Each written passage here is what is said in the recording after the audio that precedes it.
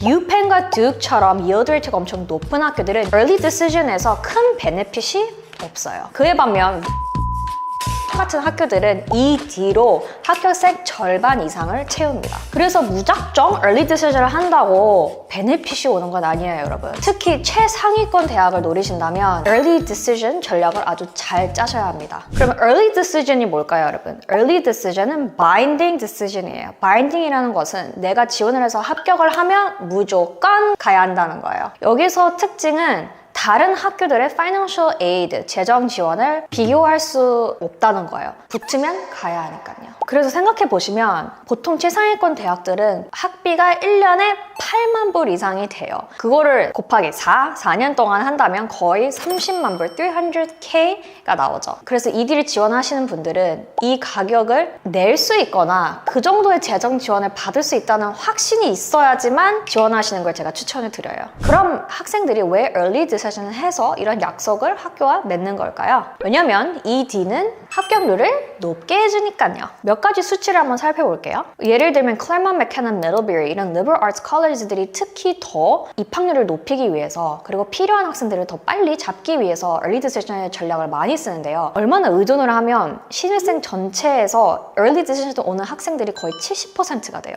예를 들면 Tulane 같은 학교는 레귤러 지원 학생들보다 ED 지원 학생들이 거의 8.6배나 합격률이 높아요. 하지만 여러분, ED가 합격률을 높인다고 해서 모두 다 높아지는 것은 아닙니다. 정말로 이 학교에 지원해서 경쟁률이 있는 학생들이 더 큰 부스트를 받는 거라고 생각하시면 됩니다. 그리고 모든 학생들이 다시 말하지만 ED를 해서 좋은 건 아니에요. 왜냐하면 financial aid 같은 것들이나 다른 학교들을 비교할 수 없이 꼭 그 학교를 가야 되니까요. 그래서 재정 지원이 필요하신 분들은 ED를 하기에는 조금 위험하신 부분들도 있습니다. 하지만 많은 학교들이 요즘은 10만 불 미만, 20만 불 미만 연봉인 가족 패밀리 인컴이면 거의 full 장학금을 주기도 하니 이런 부분을 꼭 고려해서 ED를 고르시길 바랍니다. 특히 지금 나오는 리스트에는 ED로 많이 학생들을 뽑는 학교들인데요. 여기에서 보시면 뭐 브라운, 클레먼트 맥케나, 콜ум비아, 코넬, 듀크, 에머리 이렇게 많은 ED를 사용하는 학교들이 많죠.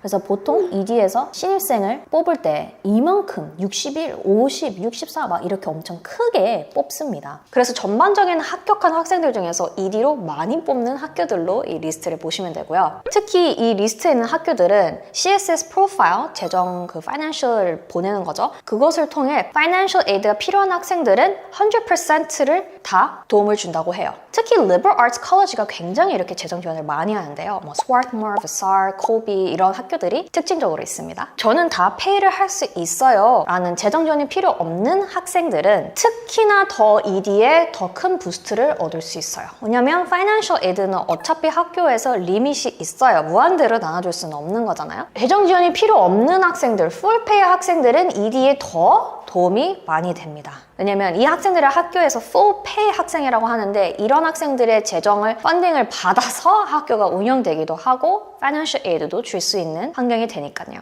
그리고 조금 더 빅픽처를 보자면 대학교 시점에서 ED를 바라본다면 왜 도대체 대학들이 ED를 제공을 할까요? 많은 이유가 있긴 한데요. liberal arts college, 작은 학교들, 특히 좀 외딴 지역의 rural area나 뭐 suburb 이렇게 좀 엄청 popular하지 않는 에리아에 있는 대학들은 특히나 더 학생을 유도하기 위해서 ED를 많이 전략적으로 써요. 왜냐면 학교마다 다 자기들이 원하는 그 클래스 그림이 있죠. 퍼즐이라고 생각하세요. 그 퍼즐 안에 최대한 빨리 많은 학생들을 잘 맞춰 끼워야 되는데 조금 더 지원자들이 적거나 입학률이 좀 더 낮아서 이 그림을 만들기 힘들어하는 대학들은 그 ED를 통해서 빨리 정확하게 학생들을 많이 메꾸려고 해요. 초반에. 그리고 어떤 학교들은 뭐 예를 들면 피츠버그, 베이츠 이렇게 좀 더 작은 학교들은 재정 지원이 많이 없어요. 그러면 full pay, 학비를 전액으로 낼 수 있는 학생들을 좀 더 많이 뽑아서 재정적으로 좀 더 도움이 되길 바라는 학교들이죠. 입학률이 되게 중요해요. 왜냐면 이 퍼즐을 맞추는 것도 되게 중요하지만 많은 학생들이 와야지 그만큼 명성이 좋고 인기가 있는 학교라고 판단이 되니까요. 그래서 UPenn, Duke 이런 학교들은 입학률이 60, 70, 80%가 되는 학교들이에요. 그렇다 보니 이 학교들은 ED로 크게 어필을 할 필요가 없어요. 이미 학생들이 많이 찾아오고 많이 원하니까요. 대신 그에 반면 조금 더 작은 Small Liberal Arts College 또는 아까 말했다시피 외딴 지역에는 학생을 모집하기 어려워하는 학교들은 ED를 많이 이용합니다. 그래서 ED도 두 가지가 있어요. ED1 그리고 ED2. ED1은 보통 11월 1일까지 다 마감을 하고 ED2는 보통 1월 1일에 마감하는 것들이 더 많아요. 대신 ED1은 12월 중순쯤에 다 결과가 나오고 ED2는 거의 2월 보통 많이 나옵니다. RD, Regular는 똑같이 1월 1일에 마감되는 게 많고 그 다음에 대신 ED2 지원자들보다 Regular 학생들은 더 늦게 3월에서 4월에 결과를 받죠. 그래서 이렇게 보시면 Early Decision 1에서 많은 학생들을 필요한 학생들, 재정적이더라든지 뭐 퍼즐을 맞추려고 학교가 그 해에 목표가 있으면 그걸 다 맞추려고 하고 그 다음에는 ED2가 있는 학교들은 예를 들면 Johns Hopkins, Vanderbilt, Emory 이런 학교들은 ED2에서 나머지 그 필요한 퍼즐을 최대한 더 맞추고 그 다음에 나머지 이제 그 퍼즐에 남는 부분을 RD로 채웁니다. ED1이랑 ED2는 꼭 와야 되잖아요, 여러분? 그러니까 퍼즐을 무조건 맞출 수 있는 거예요. 하지만 RD에서는 뽑아도 합격을 해도 안 올 수 있는 경향이 있기 때문에 퍼즐을 맞출 확률이 더 낮아지죠. 그래서 자기들이 퍼즐, 이 그림을 맞추기 위해서는 이 두 개로 많이들 전략을 짭니다. ED1만 있는 학교는 이것만 해서도 잘 채우는 학교들이고 ED1, 2 있는 학교들은 한 번 더 이 찬스가 필요하기 때문에 있는 경우가 많아요. 그리고 보통 이렇게 둘 다 ED1, 2 있는 학교들은 ED1이 더 높습니다. 합격률이. ED2는 그에 반면 조금 더 낮지만 그래도 RD보다는 높습니다. Vanderbilt 같은 경우에는 ED1에서 거의 24%, 뭐 20% 사이에 뽑아요. 대신 ED2에서는 거의 10%밖에 안 뽑습니다. 대신 ED2에서는 10%의 합격률을 자랑했지만 RD에서는 고작 4.7 정도? 뭐 한 5 정도 합격률이었다고 생각하시면 좋아요. 그러면 어차피 RD가 지금 ED2보다 거의 절반이죠. ED1보다 ED2도 절반이죠. 그래서 요렇게 차례대로 학교 그림에 채우려고 노력하는 거예요.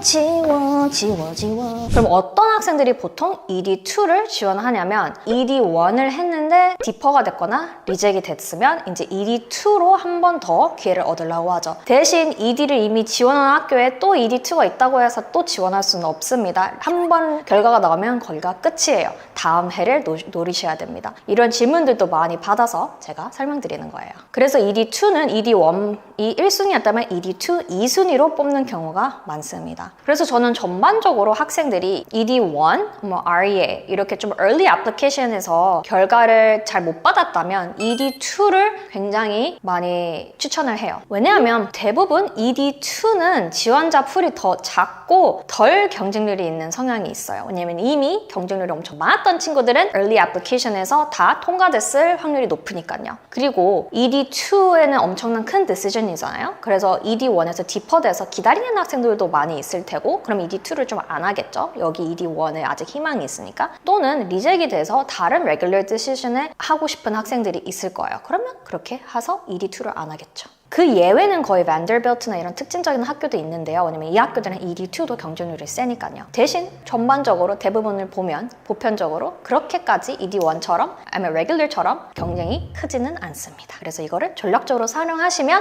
합격률을 엄청 높이실 수 있어요. 그리고 다시 말했다시피 ED2에서 학생을 더 많이 뽑아야지 지금 빨리 이 퍼즐을 맞출 수가 있어요. 대학교들이. 그래서 ED1에서 얼마나 자기들이 그림을 맞춰줬고 필요한 학생을 뽑았는지에 따라서 ED2에서 더 빨리 뽑아! 더 빨리 이거 맞춰! 이렇게 하는 대학들이 많다 보니까 그래서 ED2에서 더 많은 학생들이 뽑힙니다. 하지만 여기서 다시 말하지만 경쟁률이 있으면 더 높아지는 거지 경쟁률이 별로 없는 학생들이 이렇게 많이 높아지는 거는 아니에요. Sadly. 근데 많은 학생들이 ED에서 디퍼졌으니까 제가 붙을 수도 있잖아요 하면서 ED2를 안 하는 경향이 너무나도 많은데 전반적인 트렌드를 보면 엄청난 큰 희망이 없고 ED2가 훨씬 더 기회가 높으니 저는 ED2를 잘 활용하기를 추천드립니다. 그래서 이런 환경 속에서 ED2는 자기가 원하는 Rich School에 더 합격률을 높일 수 있는 마지막 기회이니 정말로 이 기회를 놓치지 않았으면 좋겠어요. 그리고 여기서 조금 더 주의해야 될 거는 ED2가 제공되는 대학이 그렇게 많지가 않아요. 그래서 이 부분도 한번 리스트를 보시고 정말 내가 이 순위로 가고 싶은 대학이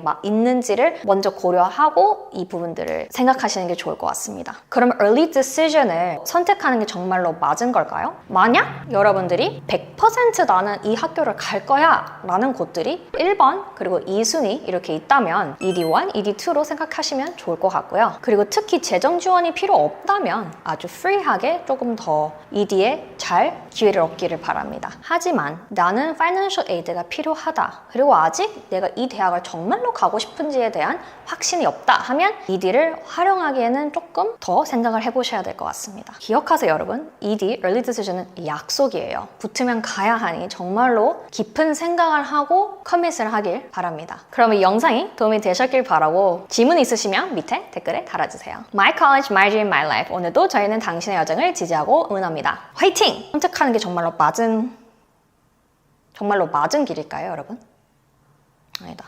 그거 아니에요. Harvard, Yale, Princeton, Stanford, MIT 이런 학교들한테는 디퍼가 다 똑같은 디퍼가 아니에요. 어떤 디퍼는 정말로 희망이 있는 디퍼럴이고 어떤 디퍼는 희망이 선생님 저 디퍼 됐는데 어떻게 해야 될까요? 디퍼 했는데 희망이 있나요? 아니면 다른 데 노려봐야 되나요? 제가 무엇을 더 해야 되나요? 이런 질문들을 제가 아주 많이 봤는데요. 댓글에도 그렇고 저희 학생들도 그렇고 그래서 제가 오늘은 디퍼에 대한 모든 것을 알려드리고 디퍼가 됐으면 어떻게 해야 되는지 어필 레터 등 추천서를 더 필요한지 이것저것 카더라 이런 루머들도 많아서 그것도 조금 해결해 드리고자 이렇게 영상을 켜게 됐는데요. 오늘은 디퍼의 현실 모든 디퍼가 다 똑같지 않다라는 것을 조금 알려드리려고 왔으니 오늘 영상 지켜봐 주세요. defer가 된다는 것은 보류가 된다는 거죠. 이제 regular decision으로 넘어가서 그 larger pool 안에서 다시 검토를 한다는 거예요. 그래서 defer가 되면 아직 희망이 있는 거는 사실이에요, 여러분. 왜냐면 아직 리젝이 당하지 않았으니까요. 하지만 합격도 되지 않는 상태죠. 되게 붕뜬 상태에서 디퍼가 솔직히 top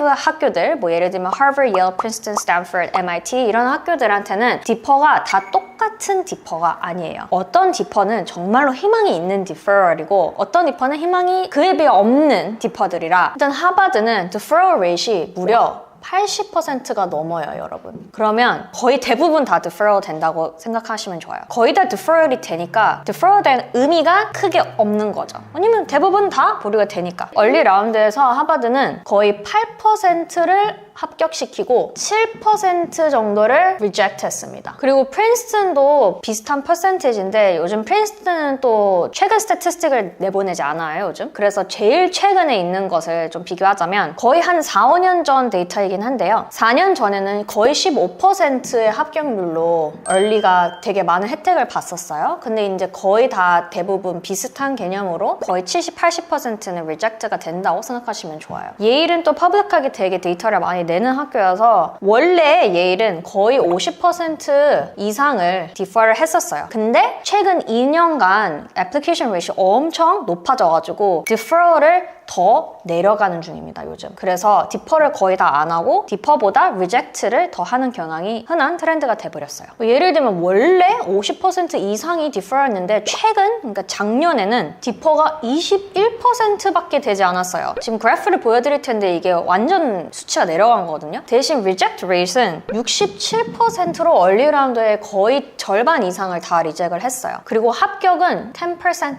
되게 비슷한 80, 15, 이 레인지에서 얼리에서 합격이 되고 있어요, 학생들이. 그래서 예일은 원래는 디퍼가 큰 의미가 없었다가 이제는 디퍼를 더 적게 하기 때문에 더 많이 하는 학교들보다 디퍼의 의미가 있을 수가 있다라고 생각하시면 좋고 MIT도 역시 하버드랑 프린스턴과 비슷하게 대부분 한 64% 정도 작년에는 디퍼를 했고 25%를 드나이 했고 10% 정도를 합격했습니다. 그래서 여기도 디퍼가 절반 이상 대부분 하기 때문에 하버드 프린스턴과 비슷하게 별로 디퍼의 의미는 크게 없어요. 왜냐면 디퍼 된 후에 레귤러에서는 너무 치열한 경쟁이기 때문에 디퍼 된 학생들이 레귤러에서 합격되는 확률은 희박하다고 보시면 됩니다. 대신 이 학교들에 비해서 스탠포드는 특별히 공개했어요. 우리는 디퍼를 최대한 안 한다. 왜냐? 스탠포드가 직접 공개한 글이 Stanford's philosophy is to make decisions whenever possible. As a result, Stanford defers only a small percentage of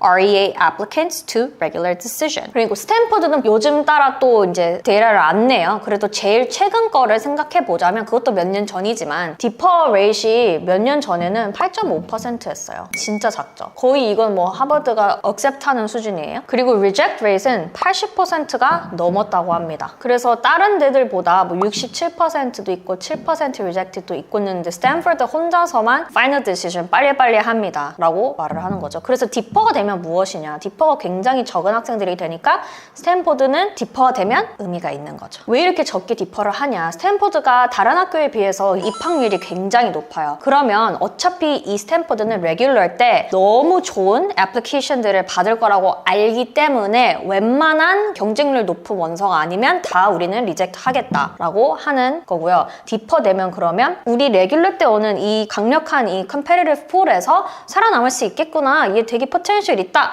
라는 의미로 디퍼를 하는 겁니다. 제 경험상 학생들이 스탠퍼드에서 디퍼가 되면 워낙 적게 디퍼가 되기도 하지만 대부분 붙는 확률이 좀 컸어요. 대신 이런 디퍼가 많은 학교들에는 오히려 레귤러 때 낸 학생들이 더 확률이 높았습니다. 그거는 뭐 전반적인 이런 거 하기보다 그냥 제 경험상 오랫동안 일을 해보면서 겪은 트렌드니 특히 한국 학생들이 더 이런 거의 뭐 5% 미만인 합격률 되는 학교에서는 워낙 경쟁이 세다 보니까 그런 경향이 있는 걸로 저는 보입니다. 대신 내가 리젝이 된다면 내가 너무 상향 지원을 했구나 라고 생각하시면 좋아요. 그리고 왜 학교들이 보류를 하고 나중에 레귤러를 보냐? 레귤러 때도 워낙 많은 학생들이 들어오지만 얼리에서는 굉장히 후크가 많은 학생들이 들어와요. 예를 들면 운동선수들, 레거시, 뭐 Dean's Honor List 이렇게 뭔가가 조금 더 유니크한 보너스 포인트 받을 만한 그런 학생들이 들어오기 때문에 더 여기서 많이 뽑히고요. 그리고 그 대신 경쟁률이 엄청 센 학생들이 많이 지원을 하다 보니까 아무리 acceptance rate가 좀 더 높다고 해도 디퍼 되는 경우가 있죠. 워낙 컴페티티브한 풀이다 보니까요. 그 외에 다른 학교들 뭐 코넬 이런 학교들은 아직 early decision 스태트를 많이 내지 않아요. 요즘 워낙 이렇게 저희가 너무 분석하고 막 사람들이 의미 부여를 너무 많이 하려고 하니까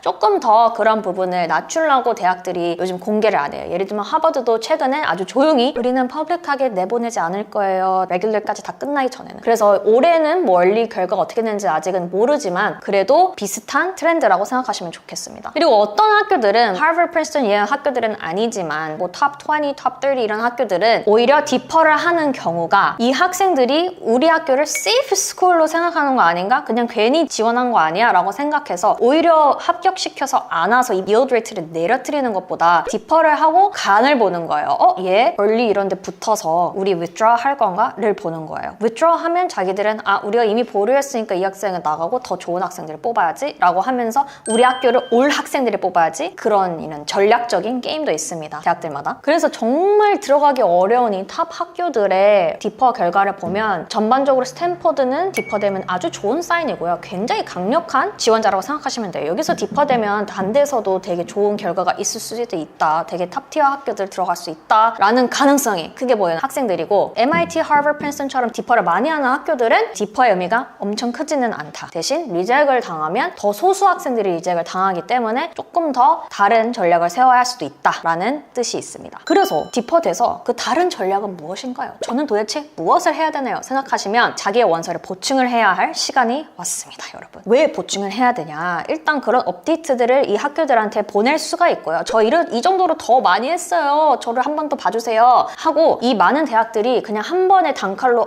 너 리젝 끝! 이게 아니라 리젝 파일에 들어가도 다시 한 번 보고 얘 보충되는 additional information 들어왔는데 이거 괜찮냐 하면 다시 accept로 들어갈 수도 있고 accept 된 애가 얘보다 더 안 좋은데 이러면서 다시 또 리젝 들어갈 수도 있고 이렇게 정말로 final decision 끝까지 정말 3월 말까지도 학교들이 진짜 일이 왔다 갔다 많이 한대요. 그래서 이 추가적인 정보들이 되게 중요한 시기가 이제 디퍼 결과를 받고 final decision까지입니다. 그래서 여러분 많은 분들이 이제 어필 레터를 많이 하시고 질문을 많이 해주시는데 어필 레터 영상 이미 많이 나갔죠, 저희가. 근데 어필 레터를 그럼 언제 내야 될까요? 라고 생각하시는 분들은 디퍼 바로 돼서 일주일 후에 뭐를 내기에는 원서를 낸 낸 1월 1일보다 지금 시간이 많이 안 지났잖아요. 그래서 더 엄청 큰 뭔가 성장기 이런 거를 보여줄 수가 없어요. 그래서 베스트 타이밍은 1월 말까지 조금 더 열심히 하고 1월 말에 어필 레터를 내는 게 저는 좋다고 생각해요. 아니면 그 정도로 조금 더 시간이 레귤러 끝나고 활동에 더 분발을 할 노력을 했고 뭔가 성과를 이루고 뭐 시험 점수라든 학교 성적이라든 조금 더 높여서 낼 수 있는 그런 추가적인 정보를 획득할 시간이 있기 때문에 1월 말이 제일 좋을 것 같고요. 그 전에는 일단 디퍼 되셨어도 레귤러 디시전 애플리케이션에 더 시간과 노력을 하시는 게 좋을 것 같습니다. 그리고 많은 분들이 디퍼 돼서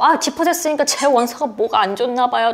다시 다 바꿔야 돼요. 이러는데 다시 다 바꾸면 여러분 이미 처음에 하셨을 때 열심히 최고의 최상의 결과를 얻기 위해서 노력을 했잖아요. 그 이상으로 더 수정하고 이러면 이제 패닉 에디팅이 된다고 해요. 저희가 그때쯤이면 아무것도 좋게 보일 수가 없어요. 왜냐하면 이미 너무 패닉이 왔기 때문에. 그래서 뭔가 막 에세이를 더 바꿔야 돼, 뭐 내 액티비티는 더 바꿔야 돼, 막 원서를 갈아엎어야 돼, 이런 거는 저는 최대한 좀 안 하시는 게 더 좋다고 생각해요. 다른 새로운 걸 쓸 게 없잖아요. 지금은 그 이상 더 해서 새로운 것을 써야죠. 지금 있는 것을 뭐 바꾸는 게 아니라. 그래서 어필 레터가 되게 중요한 시점입니다. 그리고 솔직히 업체들이 많이 이거 안 됐으니까 이거 뭐 다시 바꿔보죠 이렇게 하시는데 조금 저는 비즈니스 전략이라고 생각해요. 뭔가가 더 해주는 것처럼 보이게끔. 솔직히 처음부터 잘했어야죠. 그렇게 바꾸는 게 아니라. 대신 그렇게 있는 원서를 계속 바꾸는 게 아니라 오히려 대학 리스트를 조금 더 점검해 봐야 될 수도 있다. 내가 너무 상향 지원을 했나? 그러면 내가 조금 더 세이프티를 넣을까? 내가 조금 더 프로버블을 넣어볼까? 하면서 한번 재점검하는 시기는 좋다고 생각합니다. 그리고 마지막으로 저희는 그럼 추천서를 하나 더 낼까요? 뭐 이거 서포멘털 매트리얼 더 낼까요? 하시는데 솔직히 서포멘털이나 추천서 이런 거를 더 내시는 거는 한번 이거 생각해 보세요. Would this add something new to my application? 정답은 no예요. 왜냐면 처음부터 열심히 했고 최선을 다했기 때문에 엄청 더 새로운 것을 드리기에는 좀 부족한 면들이 있어요. 그래서 뭐 예를 들면 근데 정말로 리서치 멘토 교수님이 있었는데 기회가 안 돼서 추천서를 못 써줬어요. 그러면 이제 나중에 보충하게끔 교수님이 한번 써주시는 거는 좋죠. 하지만 뭐 선생님 한 명 더 아니면 뭐 alumni recommendation 하나도 도움이 안 된다고 저는 생각합니다, 여러분. 그러니까 정말로 도움이 될 만한 부분 더 보충하셔서 어필 레터에 지원하시고요. 그리고 컬리지 리스트를 한 번 더 재점검하는 게 더 효율적인 방법이라고 생각합니다. 네, 그래서 오늘 이렇게 제가 디퍼에 대해서 Not all deferrals are made equal 이라는 이런 맥락으로 제가 말씀드렸는데 하버드, 프린스턴, 예일, MIT, 스탠퍼드만 한 이유는 워낙 합격률이 적고 5% 미만이죠. 그리고 디퍼 레이트가 되게 좀 신기한 유니크한 트렌드가 있어서 이거를 좀 아시면 되게 도움이 되실 것 같아서 제가 이렇게 영상을 만들게 됐고요. 디퍼를 대신 분들은 아직도 희망이 있으시니 계속 노력하시고 보충하는 작업을 하셔서 꼭 어필 레터나 이제 학교에서 내야 하는 폼, MIT 같은 경우에는 폼이 있어요. 그래서 폼에 더 적으시면 되고 스탠퍼드는 서포멘트 머티리얼을 더 낼 수 있는 포털에서 서밋하라고 하니까 뭐 그런 식으로 더 보충 작업을 해주시는 게 좋을 것 같습니다. 그러면 이 영상이 도움이 되셨다면 구독과 좋아요 부탁드리고요. My College, My Dream, My Life. 저희는 당신의 여정을 지지하고 응원합니다. 화이팅! 많은 분들이 지금 원서를 준비하실 때 메인 에세이, 퍼스널 스테이트먼트, 서포멘털 에세이 각 학교마다 내야 하는 에세이들이 있죠. 오늘은 서포멘털 에세이에서 조금 더 파헤쳐 볼 텐데요. 여기에서도 특히 두 가지 질문을 학생들이 굉장히 어려워해요. 예를 들면 short answer question, 3 words or 1 to 2 sentence 안에 답변해야 하는 이런 질문들, 그리고 why this college, 이 학교에 왜 가고 싶어 하는지, 이런 부분들이 특히 대학들이 굉장히 중요시 생각하는 질문들이니 오늘 한번 제가 도움을 드리도록 하겠습니다. Short answer question, short takes라고도 말을 하는데요. 이런 질문들은 대표적으로 프린스턴, 예일, 스탠퍼드, USC 이런 학교들이 질문을 많이들 사용합니다. 이런 짧은 질문들을 물어보는 이유가 학생이 조금 더 다른 모습을 찾기 위해서예요. 왜냐면 메인 에세이나 이런 서포멘털 에세이 100자, 200자 조금 더 긴 에세이들은 학생의 관심사, 가족, 학업 이런 좀 더 큰 주제들을 다루는데요. 사람 자체가 인간적인 모습을 보이려면 뭐 성격이든 조금 더 개인적인 모습을 보여줄 수 있는 부분이 있어야 하기 때문에 이런 short answer question에 대학들이 학생의 다른 모면을 바랍니다. 예를 들면 Describe yourself in 3 words. Your favorite movie. 뭐 이런 식으로 되게 짧게 대답을 하길 바라는데요. 이런 질문을 통해서 학생의 다른 모습, 메인 에세이, 서포멘터 에세이, 추천서, 이 전반적인 원서 자체에서 안 나온 부분을 자신의 성격, 작은 프로젝트들, 취미 이런 조금 더 간단한 부분 하지만 나를 그래도 더 많이 표현할 수 있는 부분을 쓰시는 게 굉장히 중요합니다. 이런 short takes들이 합격을 좌지우지하진 않아요. 하지만 원서의 texture, 질감을 더 줘요. 왜냐하면 사람 자체가 되게 multi-dimensional한데 에세이나 원서까지를 보면 크게 multi-dimensional한 모습을 보여줄 수 있는 기회가 많이 없기 때문에 이런 short answer에서 더 내 자신의 상상할 수 있게끔 만들 수 있습니다.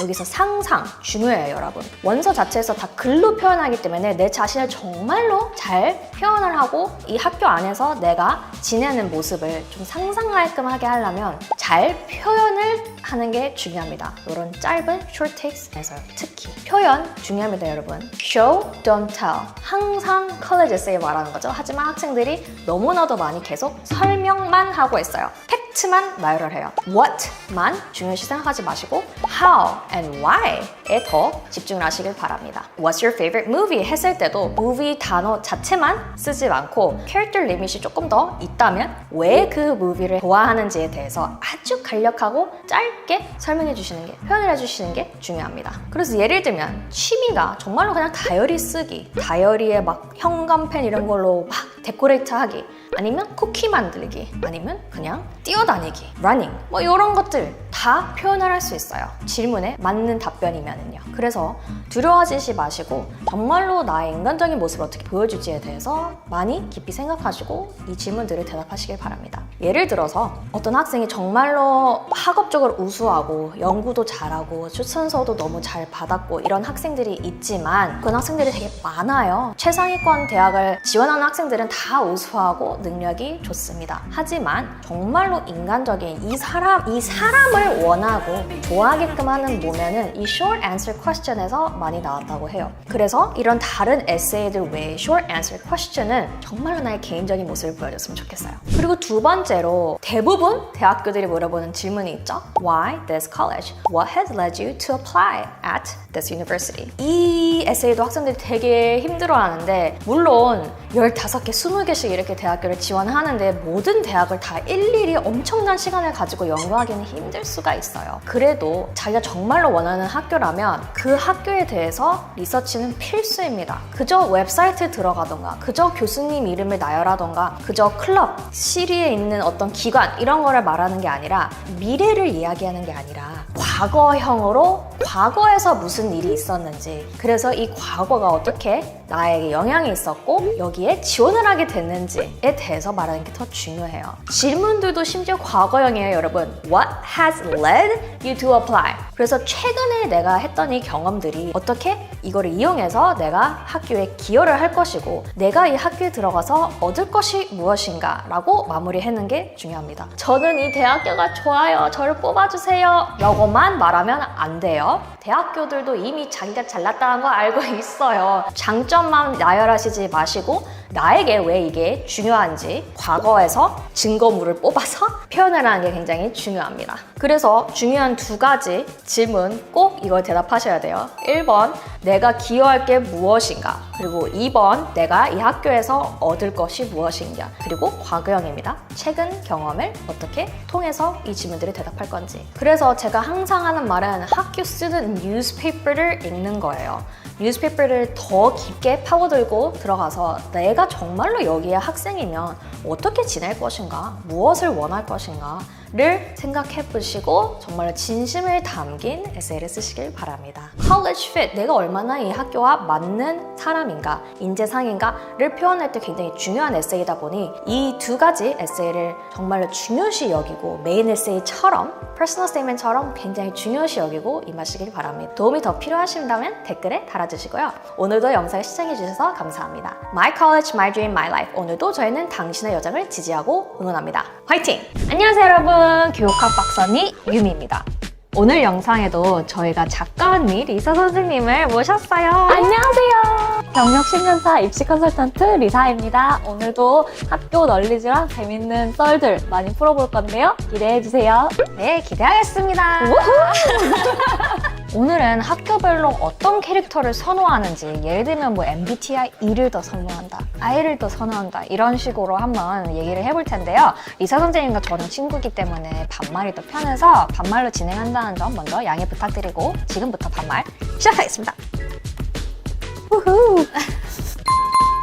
리사는 요즘 어떤 학교들이 제일 진짜 이 학교는 개성 있는 친구 찾는다 이런 거 뭐가 있어? 개성 있는 친구는 나는 스탠포드. 오, 맞아.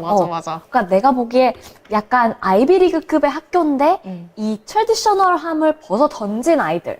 그러니까 점수도 물론 좋으면 좋겠지만 굳이 점수가 다가 아니라 뭐 한 3.5 이런 아이들인데도 이 특색이 확실하다. 이런 경우에는 나는 스탠포드가 제일 잘 맞는 것 같아. 오, 예를 들면 어떤 특색이 있는 아이가 3.5도 스탠퍼드 들어갔을까? 예를 들어서 뭐 스탠포드가 좋아하는 인재상 같은 거는 여러 방면에 관심이 있는 애들을 좋아해. 케미스트리를 하고 싶어. 그럼 그냥 케미스트리만 주구장창 타는 거는 약간 유식하거나 프린스턴 이쪽이 좋아하는 거고, 스탠포드 같은 경우에는 뭐 예를 들어서 뭐 내가 바이올로지를 하는데 나는 아트도 좋아해. 근데 나는 막 비너스상, 과일 바구니 이런 걸 예쁘게 왜 나는 그리는지 모르겠어. 이거는 사진 찍어도 똑같이 나오는 거잖아. 근데 나는 오히려 막 암세포가 막 전쟁을 하고 막 에이즈가 우리 몸에서 어떻게 생겼고 이런 약간 어떻게 보면 좀 징그러운 심해 생물? 그런 거를 막 그리면서 이거를 나는 바이올로지도 좋은데 나는 아트도 좋다 해서 이렇게 접목시켜서 interdisciplinary하게 하는 거를 되게 좋아하는 학교인 것 같아. 그 interdisciplinary라는 게 요즘 대학교 스탠포드뿐만 아니라 다른 많은 학교들도 되게 추구하잖아. 왜냐하면 너무 다 science, math 막 이런 거니까 너무 재미가 없고 되게 사람이 개성 있고 돋보이게 보이려면 내가 chemistry지만 아트도 좋아하고 그렇게 접목시키는 creativity가 있다. 라고 보여줄 수 있어서 더 좋은 것 같아요. 그게 그리고 학교 측에서 좋아하는 이유가 하나 더 있는데 사실 내가 만약에 바이올로지 메이저로 어플라이를 해서 들어갔어. 뭐 스탠포드는 인트레스트지만 근데 내가 그 바이올로지로 들어갔다? 그러면은 50% 정도의 확률로 난 메이저를 바꿀 거야. 학생이. 맞아. 근데 내가 바이오 메이저 뽑아놓고 캠 메이저 뽑아놓고 피직스 메이저 뽑아놨는데 애들이 다 메이저 바꿔서 다 바이오 메이저가 되면 어떡해. 그러니까. 학교 입장에서는 난 다이버시티가 없어진 거잖아. 그치. 근데 이렇게 나는 바이오랑 아트를 같이 해가지고 이런 걸 그리는 스페셜리스트가 되겠어. 이런 애들은 자기의 생각이 확고하고 내가 뭘 하고 싶은지를 확실히 어필을 했기 때문에 그 메이저가 잘 안 바뀌어. 그래서 학교 입장에서도 약간 조금 더 보증된 학생을 받는 듯한 느낌인 거지. 정원이 있으니까. 내가 그래서 이거 다른 이제 스트래티지는 그 뭐 다른 스킬, 뭐 아트 스킬, 뮤직 스킬 이런 걸로 접목시킬 수 있지만 제일 쉬운 거는 사회의 문제에 접목시키는 게 더 중요한 것 같아. 예를 들면 케미스트리에도 케미스트리만 하고 랩만 해 이게 아니라 정말로 케미스트리에 관련된 사회적인 이슈를 이 전공과 나의 다른 스킬로 풀고 싶습니다 하면 지금 방금 리사가 말한 대로 정말 diversity, 내가 다방면으로 좋은 기여를 할 수 있는 사람으로 보여지기 때문에 스토리텔링이 진짜 정확히 할 수 있을 것 같아. 맞아. 유미가 얘기한 대로 그 스토리텔링이라는 게 되게 중요한데 똑같은 메이저라도 이걸 내가 왜 하고 싶고 내가 이걸 어떻게 할 거고 왜 이 메이저를 이 학교에서 해야 되는지 요 스토리텔링이 되게 중요해. 근데 맞아. 요게 좀 애들이 약한 경우가 많은 것 같아. 스토리텔링 자체가 나는 비전이라고 생각하거든. 그렇지. What is my vision? What is my mission? What am I going to do with this major that's going to benefit whoever that I'm going to be working with?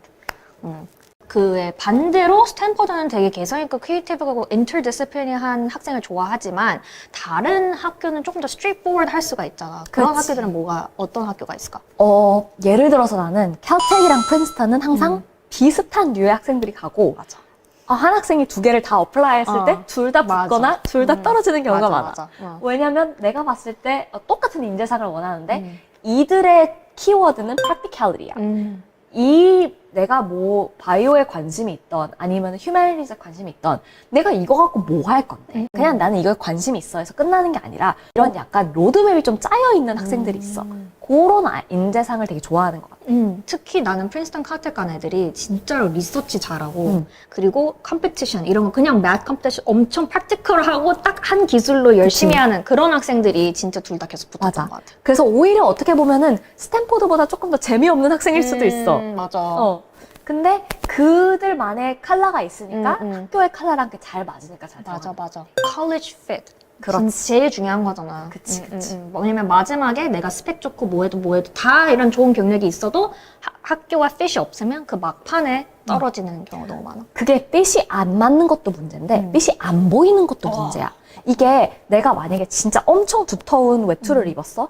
그러면 내가 안에 뭐 엄청 말랐는지 뭐 엄청 뚱뚱한지 안 보이잖아. 맞아. 그러니까 그냥 덮는 거거든, 그거는. 그래서 너무 가려져 있거나 너무 두리뭉실하게 보이면 핏이 뭔지 판명을 할 수가 없어. 그런 경우에는 또 합격이 잘 안 되지. 그치. 그러면 나는 또 카네기 멜론이 되게 특이하다고 생각하는 게 그 커먼 데이터셋도 봐도 제일 important하게 생각하는 게 volunteer이야. So like they really like service 그 aspect을 되게 중요히 생각하는데 특히 그리고 entrepreneurship을 굉장히 포커스를 많이 하는 것 같아. 그래서 카네기 붙은 학생들은 엔지니어링이어도 다 자기 혼자서 일을 해본 학생들이 파트타임 잡을 해본 맞아. 학생들이 들어가더라고. 내가 느낀 거는 그리고 한국에선 인턴십을 솔직히 인맥으로 많이 하잖아. 근데 외국에서 인맥으로 뭐 삼성에서 인턴십 한 거보다 차라리 던킨 도너츠에서 내가 쉬프트를 해봤다. 이게 대학 입장에서 더 와닿는 거. 그치. 왜냐면 내가 그 시간을 할애하면서 뭐 공부도 하고 이거 하면서 다방면으로 되게 열심히 했다.